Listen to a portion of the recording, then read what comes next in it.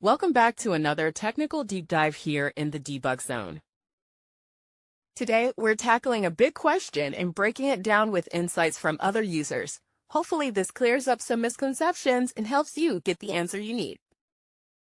So, buckle up, stay a little curious, and let's jump right in.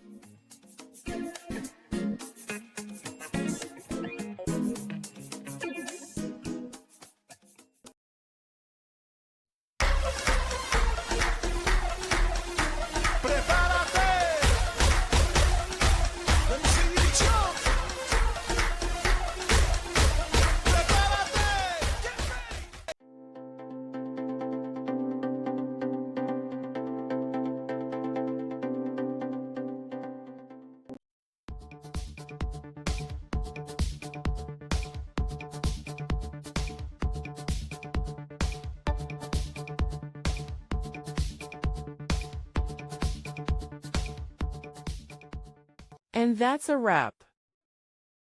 I hope you found the answer you were looking for. If you did, take a second to hit that subscribe button. It really helps out.